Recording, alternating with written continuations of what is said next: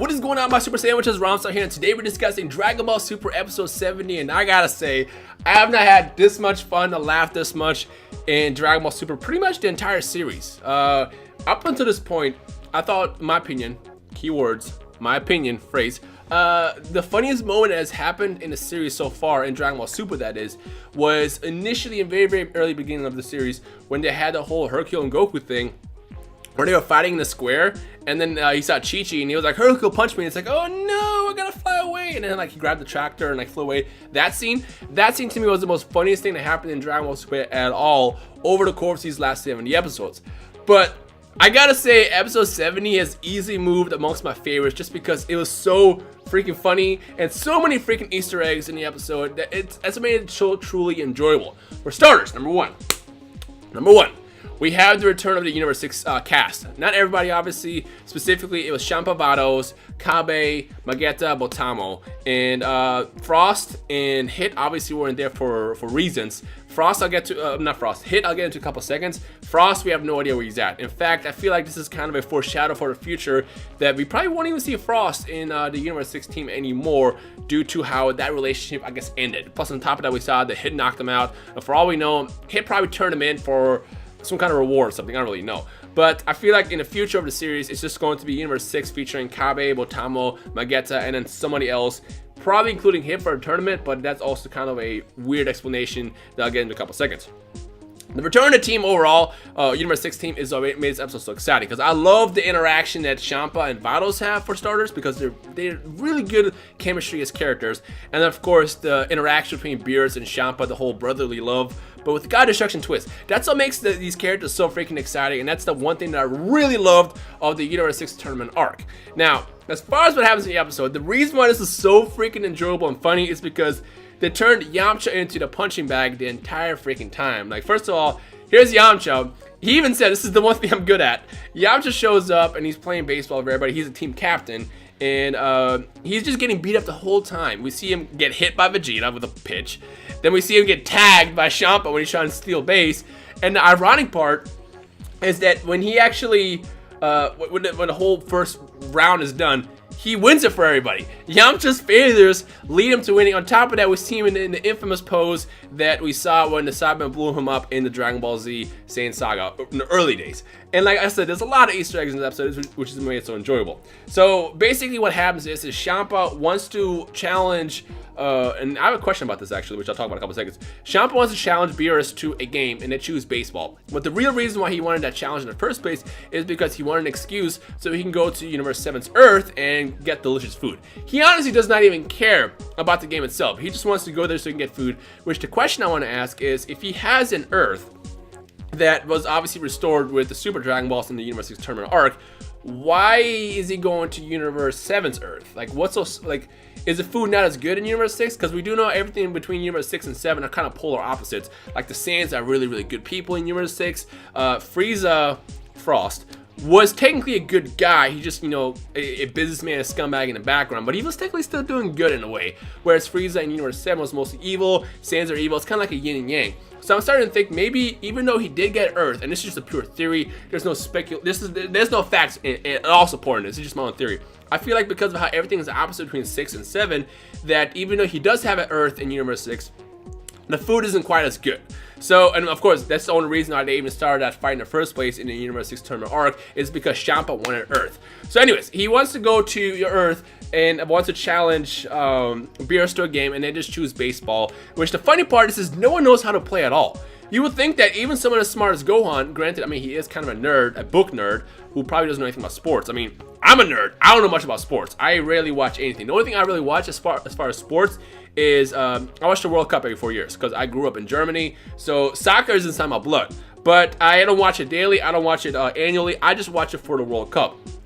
But when it comes down to like at least knowing the basics of baseball, I know how it works. And the fact that Gohan even doesn't know how it works is what made it so funny. So the cool thing that I like though is like the entire episode is the guys just trying to figure out, oh, this is how you play, this is how you play. At some moment we see Vegeta goes, you know what, I gotta figure it out. And as I'm watching this, I'm thinking, okay, this is Vegeta being the master strategy that he is, figuring out how to win, and this is gonna be Vegeta's moment right now to kind of like succeed in this episode.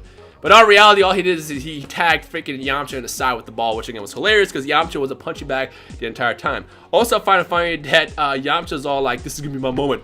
I'm not gonna let you be the main character today. And it's like, the main character? Come on, Vegeta hasn't played main character in Dragon Ball in a very, very long time. Just a joke, Vegeta fans. It's just a joke. Leave me alone. Yeah.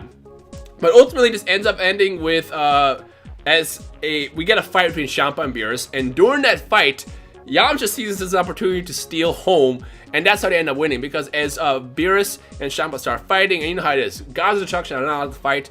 It's taboo to fight. It can destroy a universe.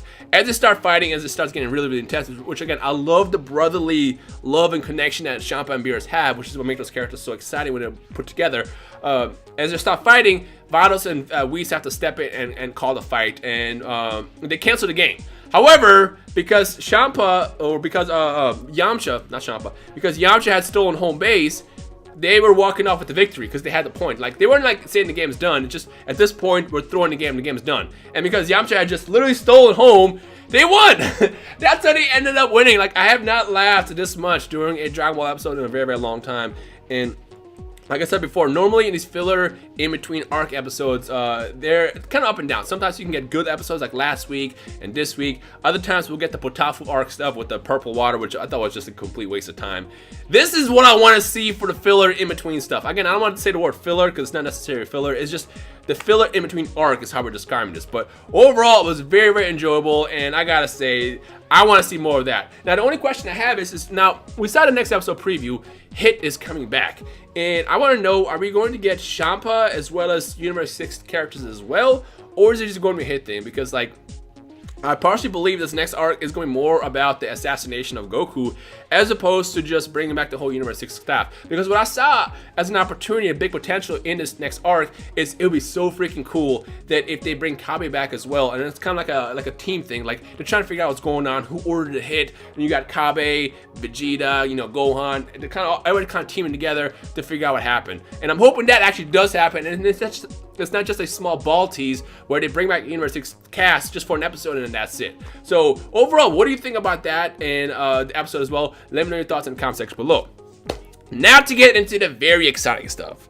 So Hit is coming back. First and foremost, I gotta say I've seen this episode titled weeks ago. The episode is obviously titled "The Death of Goku: An Assassination Attempt That Must Be Made," or something like that. I don't remember off the top of the head, but the keywords were "Death to Goku."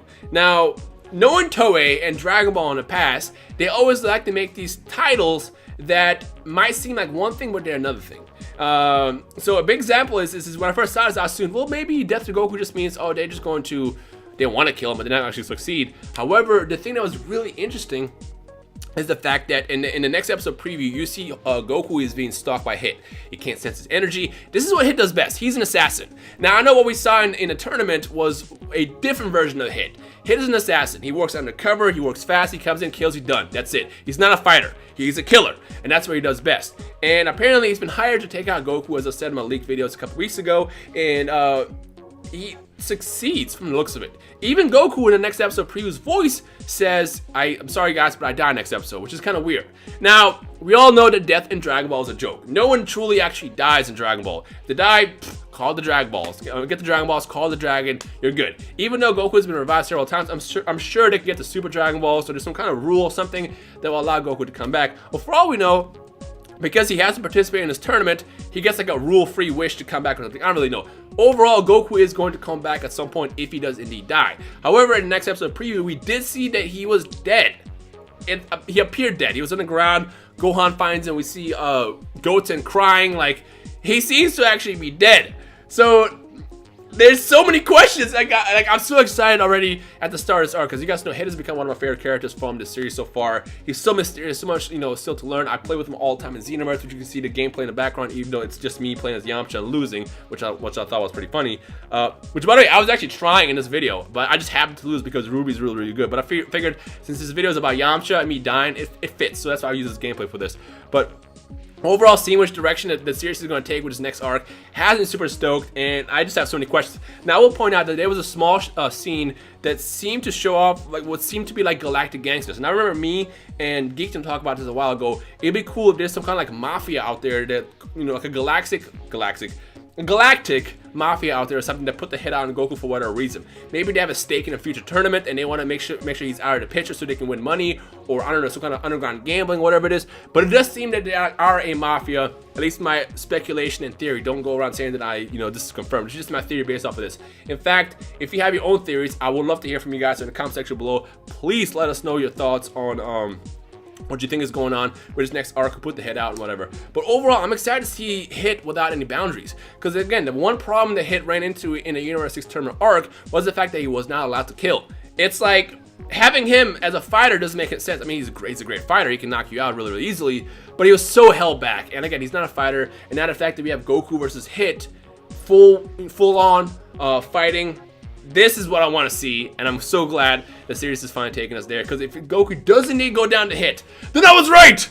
All the debates that we've been doing for the past couple months, I can finally say yes. Even though Goku is so powerful and crazy, no matter how crazy strong he gets, all it takes is to get that right shot, the right hit, no pun intended, and he can even go down. I mean, we saw him go down to freaking Ray Gun in the Resurrection F arc, so overall, I'm excited. Now, if you're just as excited as I am for this next arc, feel free to leave your thoughts down below, as well as a like rating, whatever. Let's really pump up this energy of awesomeness that Dragon Ball Super has become. And I just want to see what happens next week. I'm counting down already. 7 days left. Well, technically 6 days from the point of you guys watching this video. Or maybe you might be watching this the Friday before. I don't know. Whenever you watch this, we're getting there. We're almost there. I'm so excited. So in the comment section below, what I want to hear from you guys is 2 specific things. Number 1, I want to know your thoughts overall on the baseball episode. If you want to see more, what kind of goofy stuff do you want to see the Z Warriors and everybody else do in the future?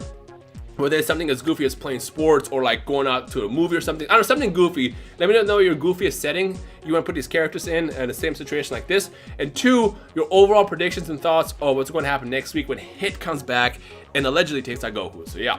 Anyways, I hope you guys enjoy the rest of the day. My name is Ramstar, and I will see all y'all Super Sandwiches below. Peace.